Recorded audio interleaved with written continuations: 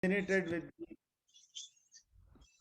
I am very fascinated with this disease, and I think all of us are fascinated with corona because we have seen other diseases which have been born, brought up, and probably extinct over time.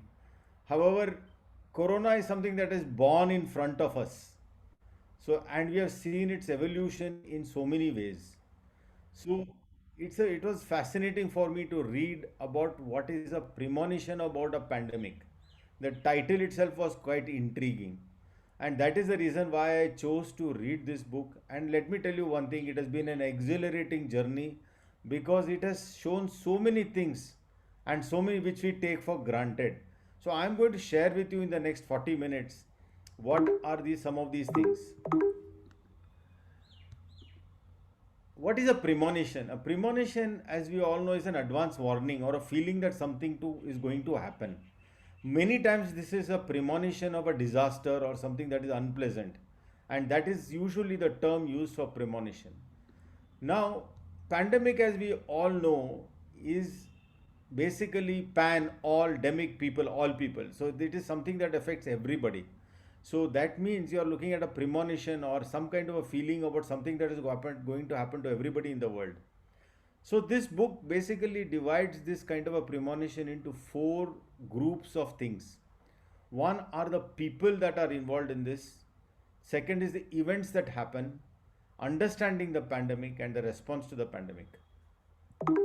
And as you can all see here, let's start with the people here. The people are very interesting here. The key players in this book, if you see here, starts with a father and daughter duo of Laura and Bob Glass, President George Bush, Dr. Ravi Venkaya, Carter Mercer, Richard Hatchett and Lizzie Kunun, Dr. Charity Dean. I have put her in bold because she is the main protagonist of this book. Dr. Joe DeReese and Dr. Michael Wilson, Todd Park, Bob Kosher and DJ Patil, Priscilla Chan and Mark Zuckerberg. Yes, the very same Facebook Mark Zuckerberg, which we were talking about just some time back. I have left one of those blank, Dr. Fauger and the CDC. And you can all guess who that one blank is. That one blank is our good friend, Dr. President Donald Trump, who played a major key player in this pandemic. So let's start with the first player. Who is this father and daughter duo? This girl was a 13-year-old girl from Albuquerque who was fascinated by how diseases spread. So she created a model of disease in her science project. And her father was a eminent scientist working for the US government. And he and his colleagues took that idea forward and said, okay, let us now understand how the disease spreads in the absence of a vaccine. And that is where targeted social distancing came into play.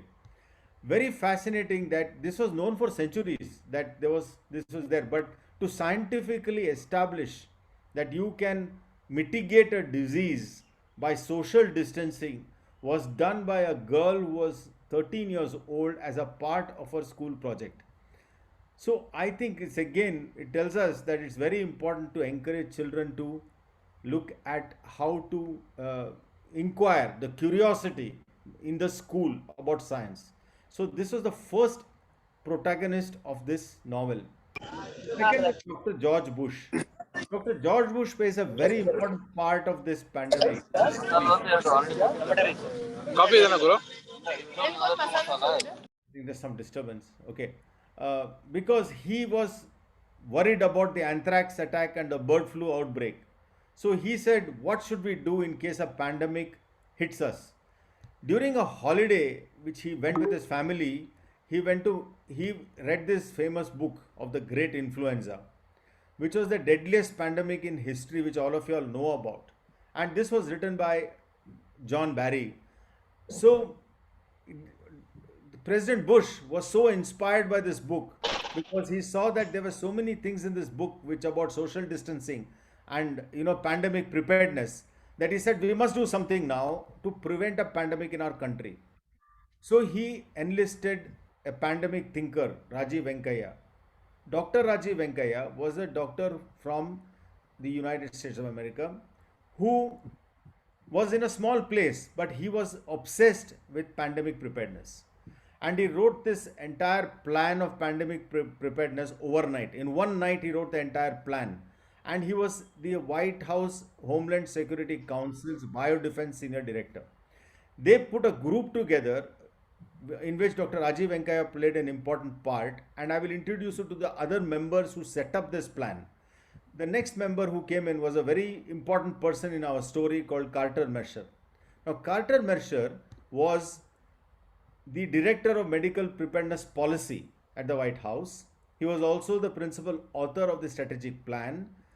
He helped to set policy to devise strategies to mitigate the consequences of a pandemic and promote pandemic preparedness across the globe. And he also was in the Veterans Affairs. Veterans Affairs is where they take care of the military group of people. So he was a very important part because if you can see as the story unfolds, was a very vital part of this story. And he was the next person was a poet, Richard Hatchett. Dr. Richard Hatchett was a poet who subsequently went on to become the CEO of CEPI.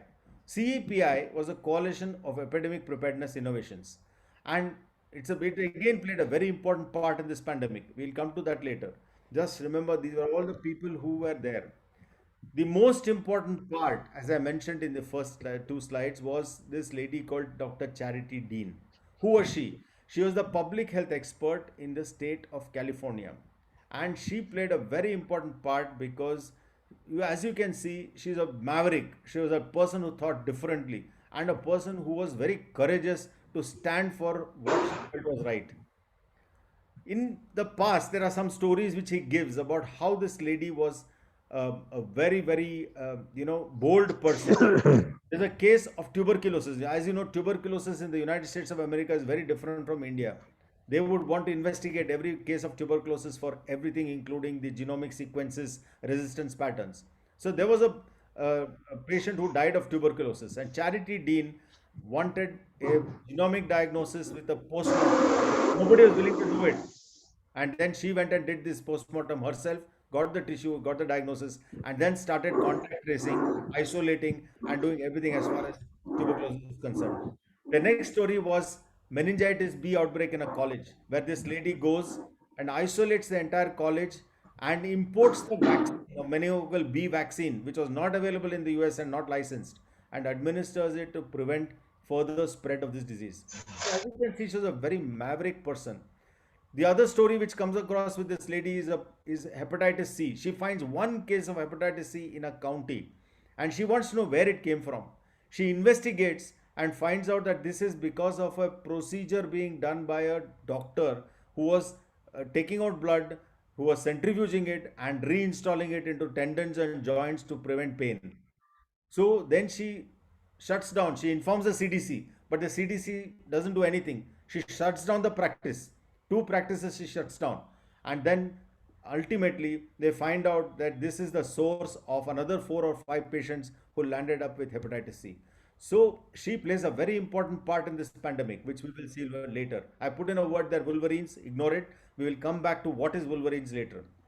The next person, who's again another fascinating person in this story, is a doctor called Dr. Joe DeRisi.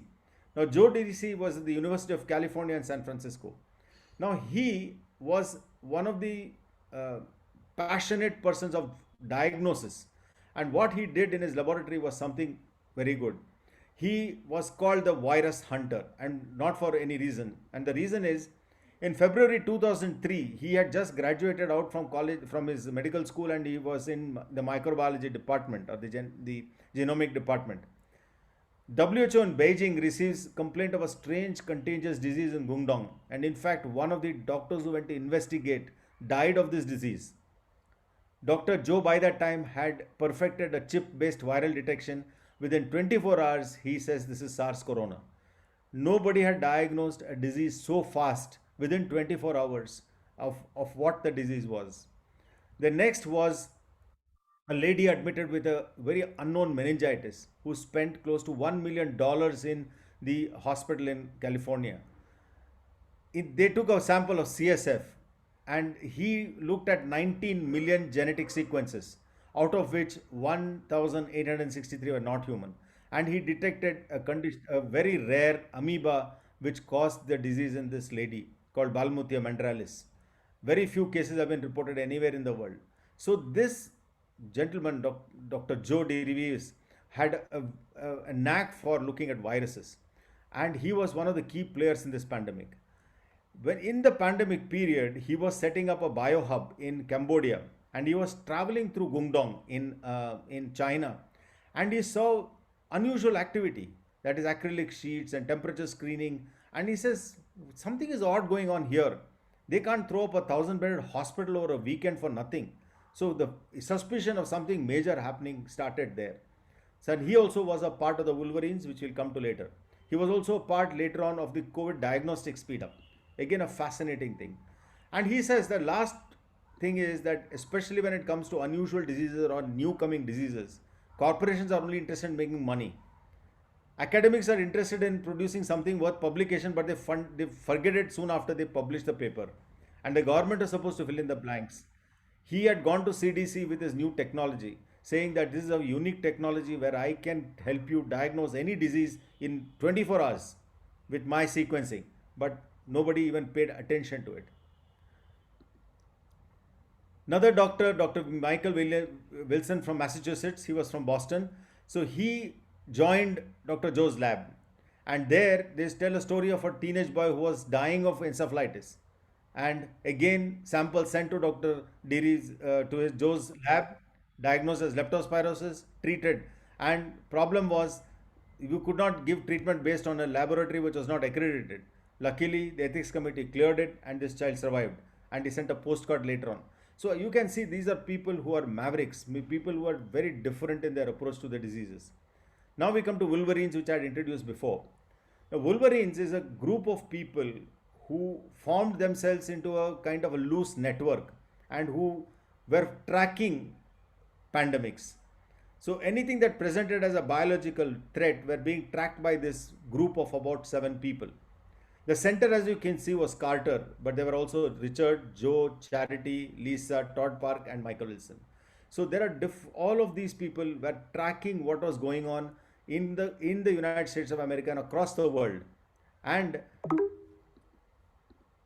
Lisa said, suddenly these patriots were working behind the scenes to save the country, and they had captured her imagination. And she said that this is going to be a game changer. I am no longer a crazy person. I have got more spring because I've got people who are backing me. Remember, she was the maverick who had a problem with the government at all times. Now let's look a little bit about the events that led to the onset of the pandemic. As you know, the first inclination that something was wrong was somewhere in December 2019 and January 2020. This was the time when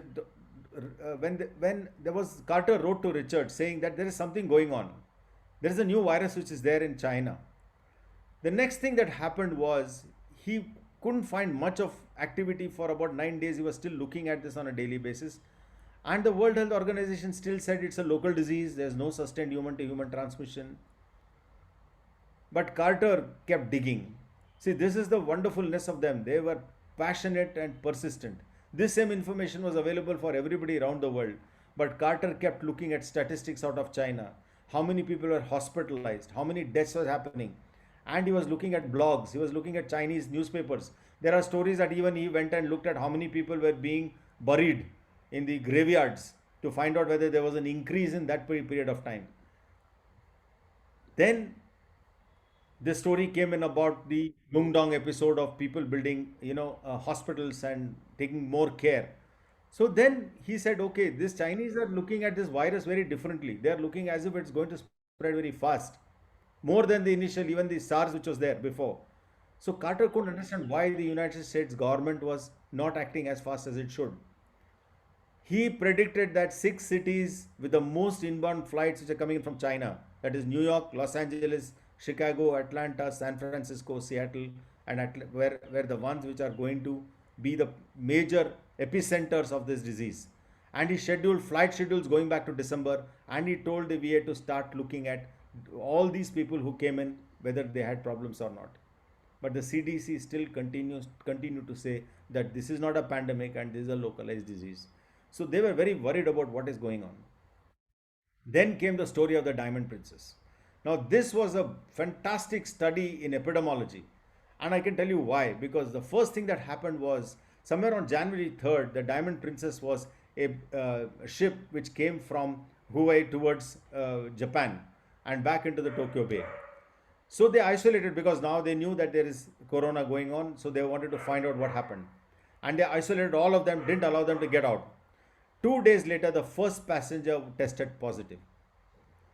Then what happened was 2 days after that, the number of confirmed positive reached 61 people. Next, it went to 135 over the next 3 days. The infection fatality rate with this data alone, Carter reckoned, was between 1.5 and 2%, which it is what was predicted by him at that time and which probably is there right now. So, according to him, an attack rate of 20% and a fatality rate of about 1% was at least 330,000 dead Americans. And as you all know, that if the fatality rate went up by another 0.5 to 1%, the number would be at least 6.5 lakh dead Americans, which is the number yesterday, which means that the prediction which Carter had done right in January or February of last year held true through across. So, what did he do next? He called his friend Richard. As I mentioned, Richard was in charge of the CEPI. And Carter wrote to him saying that this is the pandemic, what should we do? Richard immediately said, let's fund vaccines because this is going to be a pandemic. We need to do something. CEPI had hundreds of millions of dollars with them. So what he did was he directed funding to vaccines. And if you see the vaccines which are available today, it's because of the initiatives taken by people like him who put in immediately $30 million to Moderna, to CureVac, to Queensland, to University of Oxford, Novavax, and you can see a whole number of vaccines which have come out of that stable. So that means funding came in very fast, and that's one of the reasons why we had the vaccine soon. Then the virus entered. Charity Charity Dean had followed this from Wuhan in January. She, like Carter, set out to learn very much about it. So she started finding out with this group of 7 people, they started digging more into detail. And she said, I'm the number 2 health person in the biggest state in the country. And I'm an expert in communicable disease trained to control, and there's nowhere for me to look. There's no guidance from any institution. So what did she do? They said, okay, let's do one thing. We have the plan with us. At least let us start looking at putting it into one state. Let us get aggressive about it. And then once one state gets into it, then it will create a domino effect where other states can get in. So then they started looking at what is the magnitude of the problem and trying to see what is the solution to this problem. So then she had been living with a mental model of a pandemic for many years. Then she started looking at 2 assumptions. 1, something is wrong, and 2, CDC couldn't deal with it. Therefore, the CDC was not going to help them. So if by June, if the government did nothing, at that time they were still in February, March. So they said, if the government did nothing, then 20 million Californians would be infected. 2 million will be hospitalized and 100,000 would be dead. This was prediction at that time. And that didn't count the people who died of other illnesses because of the hospitals getting full. And there was no system of public health in the US. This must be come as a surprise to all of you. But it's a patchwork of state and local health authorities. As you can see, even yesterday, there was a major problem in one of the states where they have stopped vaccination because the Republican government over there didn't want it to happen. So this is a anomaly in the United States of America. There's no system of public health, unlike Britain, which has got a very strong system. So she started calling the CDC, saying that how can you keep saying that the Americans are at low risk when we are not even testing? Then after about a week or so after her ranting, they said, okay, we'll say that any person who's got a severe history, whether he's got travel history or not, if he's got severe illness, we'll call it probably pandemic. Then she says, you can intervention can be is like a fire extinguisher.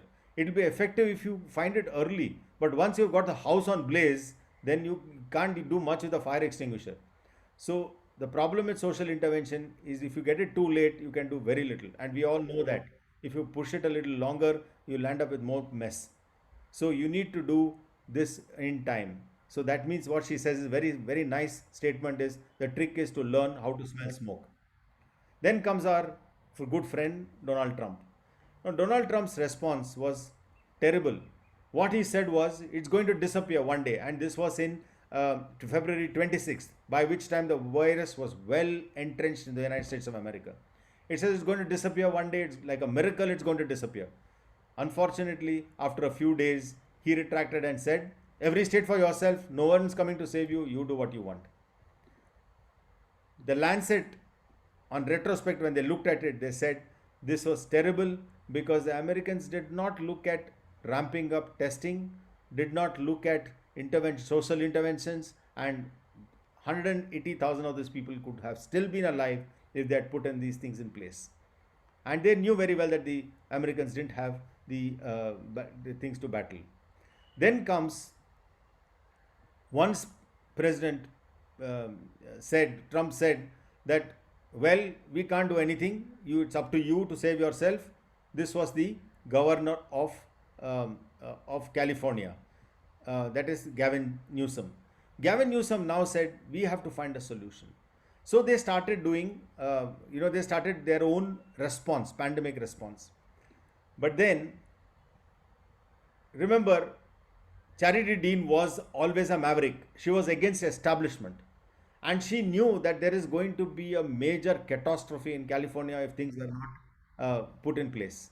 She had a superior over her because she was only a deputy and who did not allow her to function in the way they wanted to function. So, what did she do? She knew that this is a deceptive disease. The only signal that you're going to get is death in the initial phases because you have nothing else. And if you say that there's one person who dies, there will be already 200 people for that one person who are walking around spreading the disease. So she went to them and said, see, if I take a reproductive rate of 3, then every week this triples. So you're going to have a huge amount of, problem getting these people into hospital, getting them to do, getting people to react to this. So then she says, what shall we do for a solution? So then she tries for a very novel solution. And what does she do? She gets in. As you know, we were looking at the initial group up to here. Now this is where we are. We know all these people. We have already seen them. Now the next players come into play. We have the Todd Park, the Bob Kosher, Patel, Priscilla Chan, Mark Zuckerberg coming into the act. Who was Todd Park? Todd Park was a part of the solution. He was the country's chief technology officer. He had raised huge amounts of money, billion-dollar healthcare technology companies, and he was an understated, very quiet person. So he said how to bring technology to help us fight this pandemic. Another person was Dr. DJ Patil. Now, Dr. DJ Patil was the first America's data scientist. So together, what they did was Park and Patil brought a team together to California quickly, and they rewrote a code of disease forecasting the model at Johns Hopkins so that it incorporated data of testing, data of infections, data of deaths in a super fast way, county by county in every part of California. The other major challenge was there was no testing. Remember that all the major hospital chains in California outsource their testing to various laboratories like Quest, etc.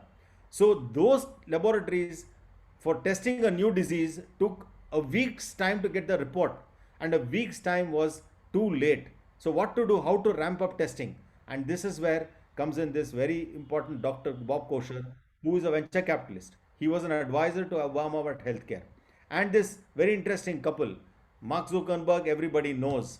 Priscilla Chan was a pediatrician, and she had a preposterous goal of eliminating all disease on earth by the end of the 21st century. and they together set up what is called as the biohub. Now these two people got together and ramped up what is called as the probably one of the most challenging testing grounds. They converted a biohub which was there into a laboratory, and they got people from every part of California and the US to come in and work, and there were PhD students and everybody else who were doing testing. So they perfected the test. And please remember, Joe, whom I had introduced you much earlier as the maverick pathologist, was involved in this basic thing. And what they did was they set up testing where you could test within a couple of hours and say whether you're positive or negative, and it could be implemented on a mass scale. This was developed, but the next problem which happened was how to take this testing to the county level, because you have to take it to the site where the problem is. You cannot ask everybody to come from, let us say, a distant place into San Francisco to get the testing done. So what they did was they distributed this test across all the counties in California. Another major challenge: all the counties didn't even have a fax machine to fax the reports back. So they had to set up the entire communication channel to get this going. So it was a huge public health kind of exercise to get testing off the ground. So if you look at this, there were five basic stages: the pandemic measures where the governor was involved, ramping up testing where you had Chan Zuckerberg's hub coming into a major play along with Joe, and you also looked at the tracking the virus where Todd Park and and Dr. Patil were involved, creating facilities where the governor is involved, communicating and enforcement where the governor is involved. Charity Dean was at the center of all this, because by then they had realized that even though Hatchett and Mercer had put in a lot of effort into this, the hero or heroine of the book is definitely Dean. And the reason for that is, as Deputy Health Officer of California, her warnings were ignored by bosses in the state administration. But she protested. She went out. She didn't buckle. She fought back, finding that she could get the message out, until finally the state administration said, okay, please come in, take charge, and run this whole thing. The CDC, for its own thing, was pretty disappointing, because they did not take the virus chip when it was very primitive. In the meningitis case, inadequate response, pandemic declaration was too late, very little genomic analysis was being done other than in academic circles, very reluctant to take responsibility for hepatitis C outbreaks, and the pandemic plan, they were excluded because they would just probably could not do it. So the CDC in itself comes out in a very bad light here. But the major problem with the CDC, what it convinced the world that containment was not possible, that it is outside their purview, and this was the dignity which was lost in not even trying to contain it. So if you look at the summary of the people and the events, you can see here that the first thing started with the Glass family. The Glass family set the stage for what is called a social distancing. The second was President George Bush. Now you will ask what happened to President Obama and President Trump after that. Well, they both of them thought that it is not the microbe or nature which is going to cause problems, but it is going to be people like Saddam Hussein and who's going to be, or Afghanistan, which is going to create trouble. President George Bush must be credited for putting this pandemic plan into place, of getting Rajiv Venkaya and team together, especially Carter, Mercer, Richard Hatchett, and all these people together. The third thing was Charity Dean and the public health response. The fourth was Joe DiRisia and the virus hunter. The fifth was early outbreak, forming of the group of Wolverines. And finally, the tracking response and the vaccines.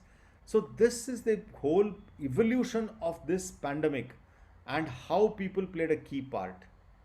Gavin Newsom, the governor, was very supportive, so political support was there. Todd Park came in and pitched in for tracking. The Chan Zuckerberg BioHub came in. Bob Kosher and Patil came in. So everybody came in. So as you can see, the challenges in this pandemic was how to test extensively, rapidly, cheaply, and reliably. And I think this was a model which was beyond anything that anybody can imagine, because to set up a testing in a week's time which can test all these things was something which was amazing. The second was tracking and triaging, tracking the disease, triaging the disease, putting systems in place. In fact, in one of the suggestions which Charity Dean had given to the government, it was, if this disease is going to go local, you are going to have outbreaks in local areas. So why don't you create a signal type of a thing saying that green means less number of cases, people are allowed to move around. Orange means be careful. Red means be really, this is the hot zone. Implement all the pandemic measures. So she had given full ideas on how to grade each district of her state. So tracking and triaging was very important. The next was implementing the pandemic preparedness plan. So I think the plan was in place, it was not implemented. That was the basic issue. The next is upskilling and upgrading. Upskilling the staff to understand everything and upgrading facilities. Then finally, public messaging and vaccination. I think this is where the challenges were. Now, there are many pearls of wisdom from this book. I'm going to share some of them before I end. The first one is, one has to understand the past and reflect on it to be prepared. And here is the value of history and books, because we need to go back and understand these diseases patterns and how they spread. Two, government need to look into the future and expect the worst. The government can expect the worst and see how they're going to do better. When you see superstars, you must nourish them. We had superstars across who did great things in this pandemic. There is no shortcut to courage. There must be courage, and courage is muscle memory. I'm quoting from the book. And health should be a national agenda. Unfortunately, in the United States, in India, it's still regional agendas. It is a state which has to decide what goes on. The illness you prevented and the lives you saved will go unnoticed. You are not going to get any credit for any of this. So people who are sitting on top are not going to resist you. People only realize it when something really bad happens. 90% of the battle is in the first few days. So if you can find a battle really well in the first few days, you can take care. Another thing which comes across, a lot of people who died because doctors had allowed their minds to come to rest. They didn't think far ahead. And I think slowly people started to realize the evidence as it came around. To do the job of a local public health officer, you basically always need to be willing to lose your job. And this is true whether it's America or India. Because if you are going to do a job fearlessly, you may have to get out of it. Another very important thing is a doctor should never stop seeing patients. Because when they do that, they start to forget. And seeing patients is how you develop a sixth sense. This is Dean speaking. She wasn't simply doing good work. What she really was doing was she was gathering intelligence. She was collecting intelligence about disease patterns, how they spread, and how to prevent them. This book has been reviewed in the New York Times. It has got a mixed review because one of the critic mentions in the New York Times that here everybody is seen as a hero and the CDC and the government is seen as villains. But there could be, it may not be really true because everybody should retort to whatever has been thrown at them in this book. The Guardian, as I've quoted in my presentation, the Guardian says, well, it's a great book and a lot of good lessons out of it. Business Books also has given a very good review on this particular book. It's available on Kindle and Audible, and I will stop sharing here. Thank you very much. It was a fascinating journey of understanding this pandemic and how many things which we take for granted were developed by people sitting in individual places, and how, yes, we all complain that many things are not there, but the same resources were available to all of us.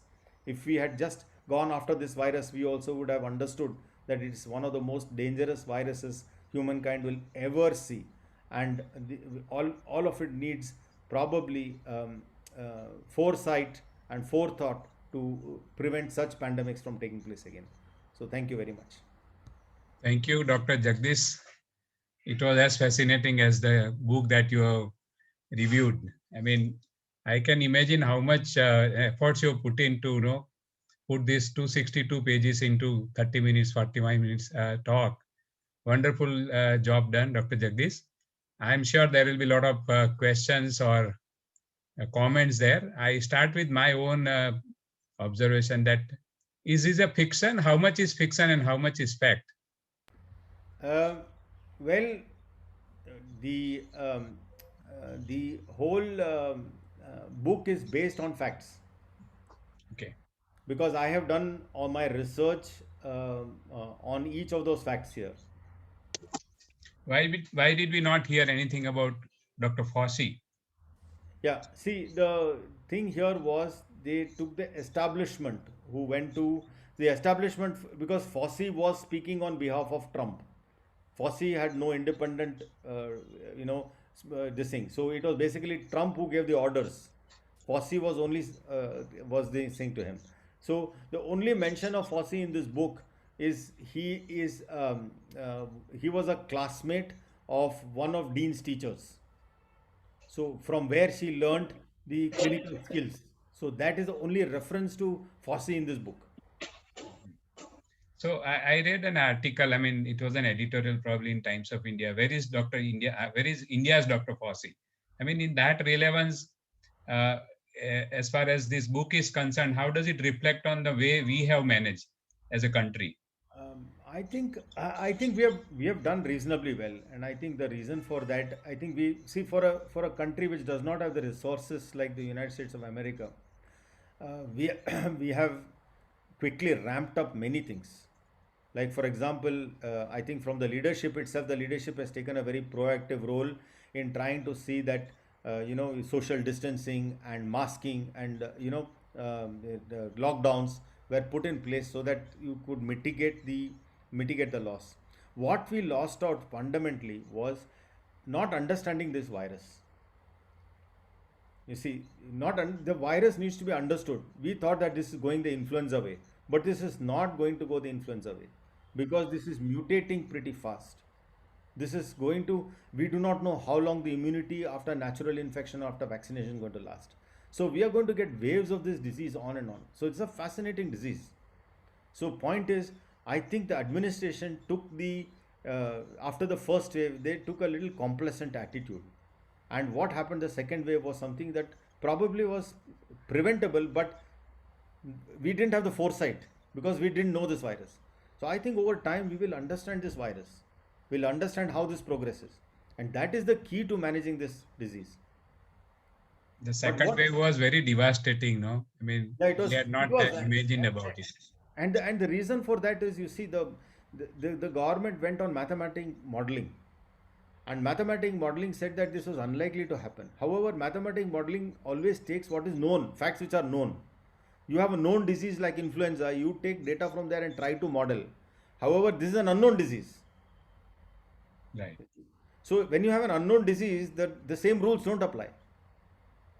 Right. So that is the reason we need a person with intelligence of Mercer, Carter Mercer, because he is a man who has tracked this from the last almost 15-17 years. He's been tracking pandemics. Mm-hmm. So when he's been tracking pandemics, he understands that there is something going on which is not right. So he picks up this much before anybody else did. Right. So the point what this book actually brings out is that don't go by assumptions. See, you must be absolutely open-minded because you do not know what is going to hit you. So you have to be prepared.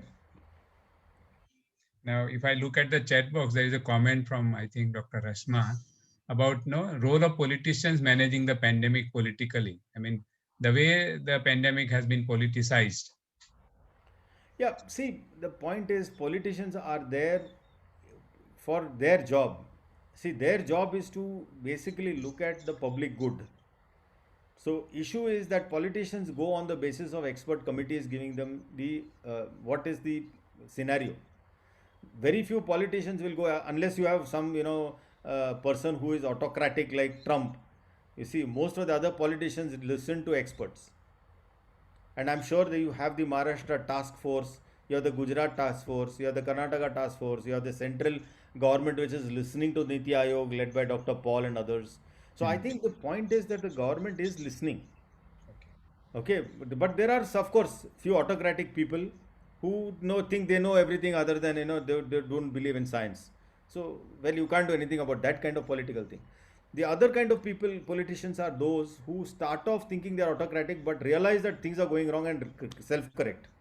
And I think Another fascinating book which is now there on Amazon, which I think everybody should read, is a book called as Rethink.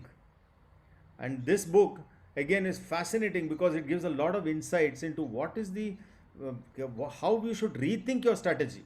You start off with one strategy and there is something going wrong. The point is you have to course correct. You have to move ahead and rethink the whole thing. And if you look at Newsom, the California governor, they started off and they were disastrous in the first few weeks.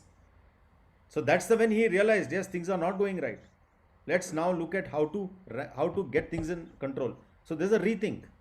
So that is very, very important for a politician because you can't keep sticking on one particular philosophy and say this is going to work. Never. I think our government is good at that. No, they are rethinking on many issues and they do course correction. So that's right. We have Dr. Suhas Prabhu among the audience. I mean, you talked about Maharashtra task force. So Suhas, are you listening? And if you are there, please comment about our preparedness. Dr. Suhas Prabhu is heading the task force for preparedness for third wave in Maharashtra. If he is not there, any other comments and questions are welcome.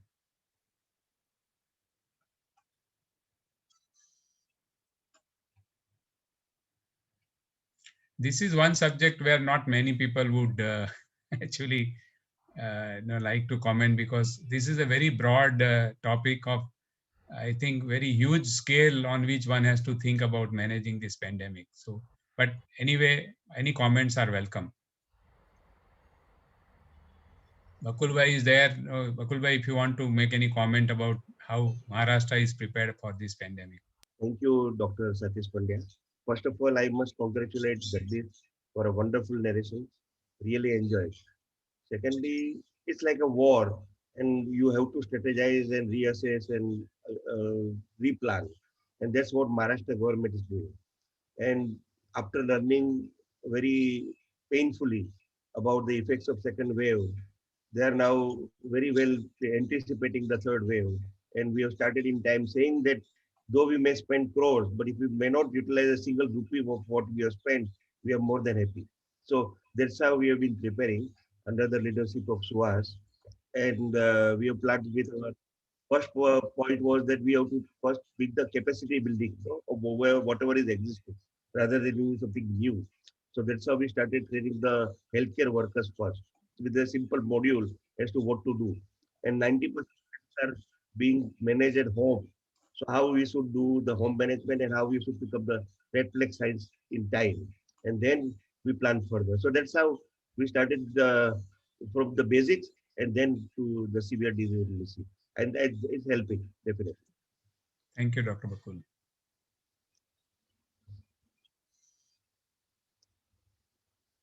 If I may come in here, I think Satish Bhai, what Dr. Bakul mentioned is very important in that. See, you look at the previous commissioner of BMC and the response which he brought about to mitigate the second wave. It was all thinking off the ground. It was not something that was in a book. You see, to get in interns, to put them, to accompany patients, to get them into hospitals on time. I mean, these are all things which you don't, it's not there in any standard textbook or any guidelines, administrative guidelines. It is thinking about how to mitigate a disaster with the resources you have. And I think that is again thinking off the ground. It's not something that you have ready with you. So I think it's all left to the leadership and the passion of people who are guiding this entire process. And let me tell you, we are very lucky because we have got good people right now. Yes, we have some deficiencies, no doubt. I mean, we are not a country like America which has got unlimited resources to do whatever they want. See, and let me tell you that the pandemic has been handled extremely better in England than in the United States of America. And the reason for that is the National Health Scheme. If you look at all the studies which are coming out on, efficacy of drugs or efficacy of vaccines or whatever it is, it's all British oriented. And the reason for that is they've got a huge population, they have data, they have set criteria. All that is very well in oiled machinery. In the United States of America, every state like India is left to its own, whatever they want, they do. So Tamil Nadu does something different, Kerala does something different, Maharashtra does something different. So basically, we must have one kind of a common plan, see, which is implementable across all states, which will take care of the peculiarities of the state. But at the end of the day, we must have a plan which is certain things are non-negotiable. Like for example, now genomic sequencing. Now genomic sequencing is very important because it may vary from place to place, Hmm.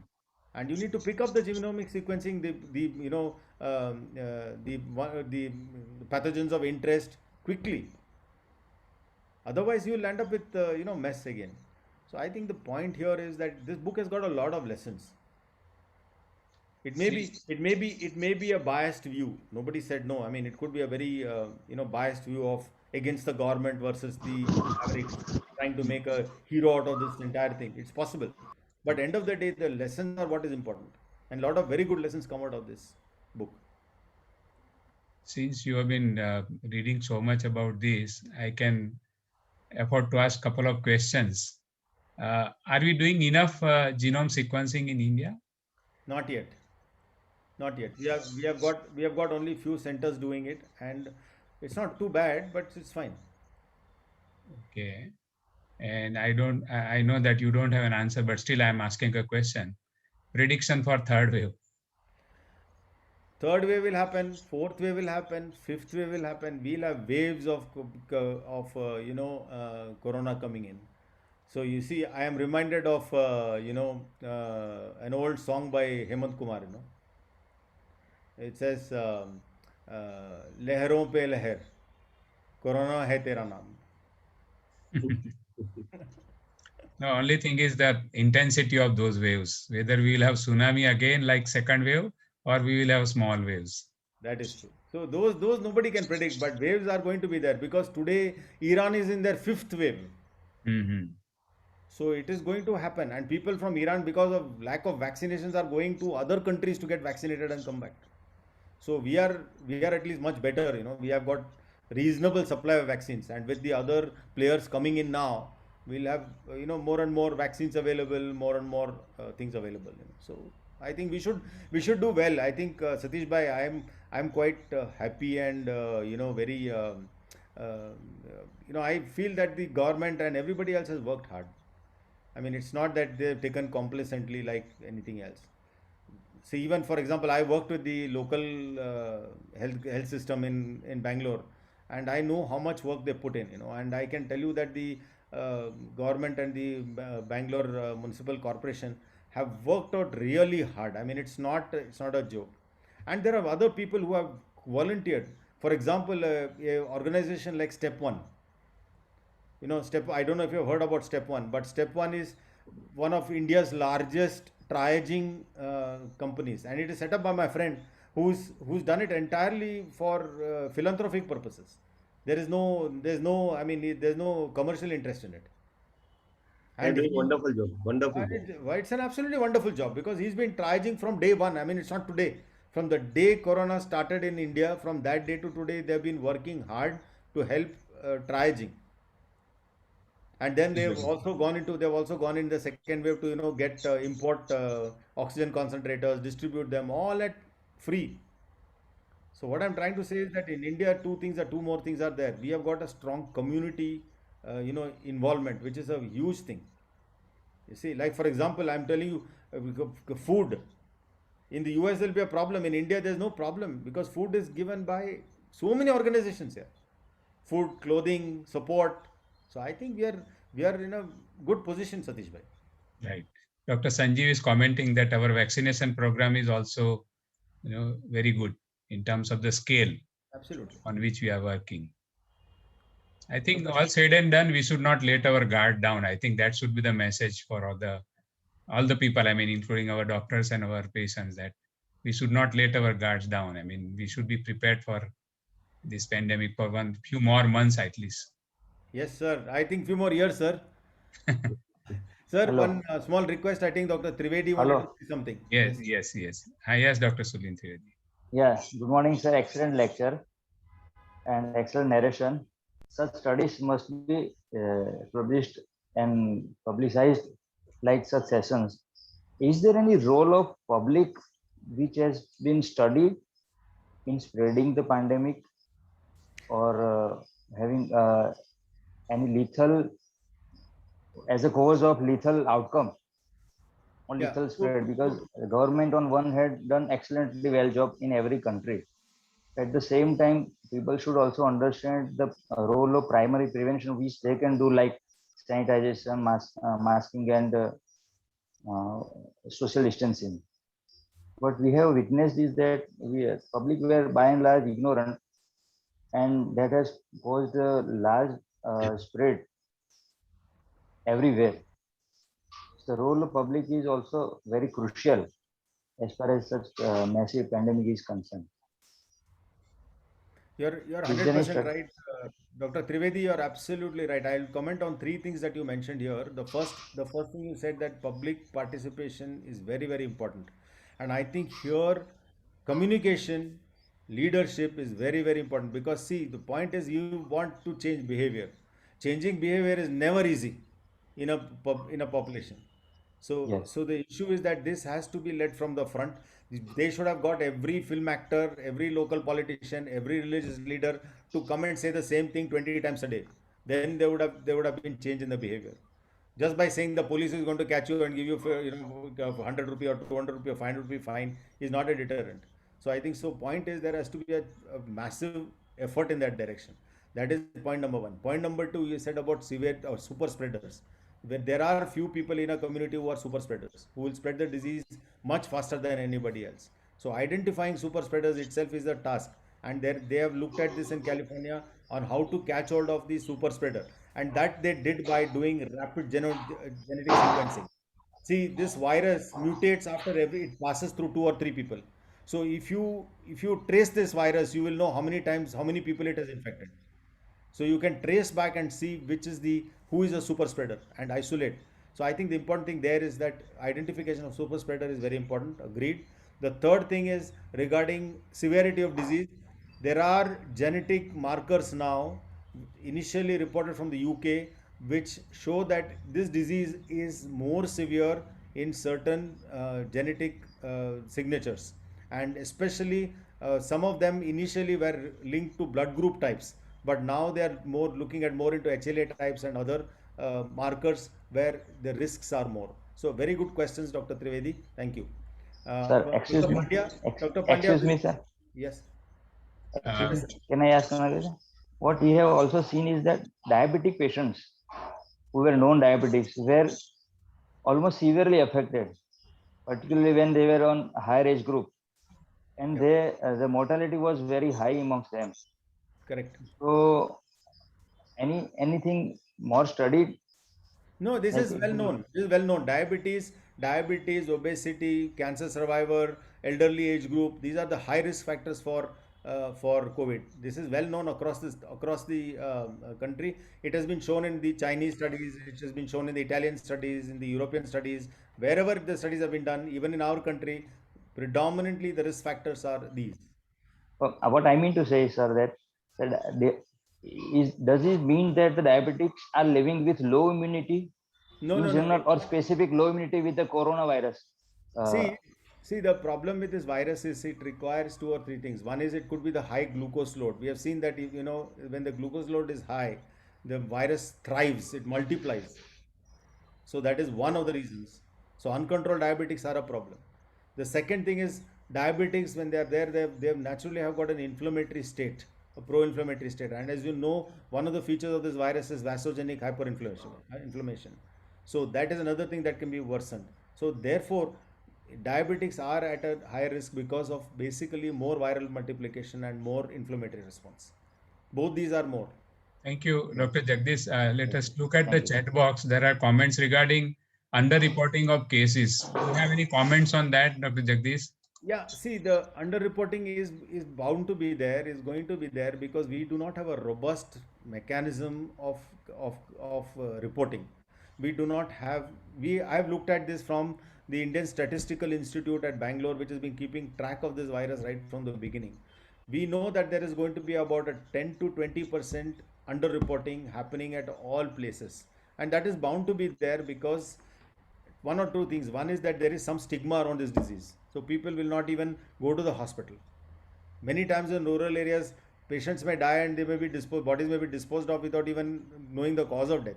So the point is, underreporting is bound to be there. But even with that, our mortality is much lower. Even if you count those 20% or 25% of underreporting, still we are much lower than many of the other countries.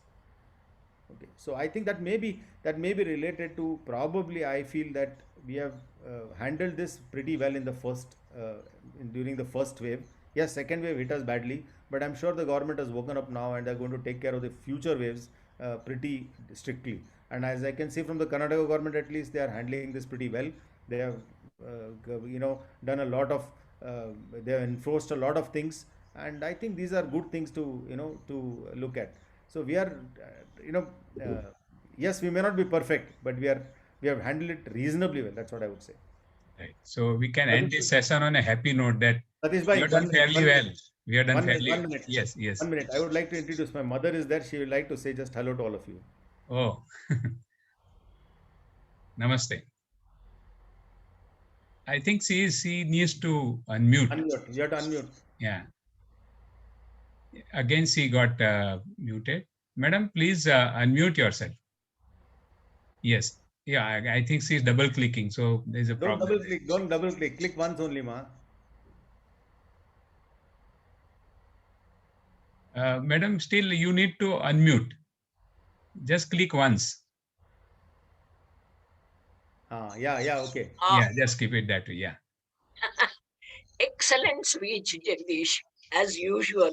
Thank you. I am always proud of you when you present something. And I put it on Facebook. All my friends come and see it. Good. Very good. Thank you.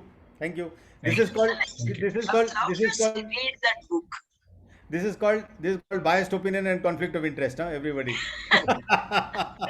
No, Thank there you. is no bias, there is no conflict of interest.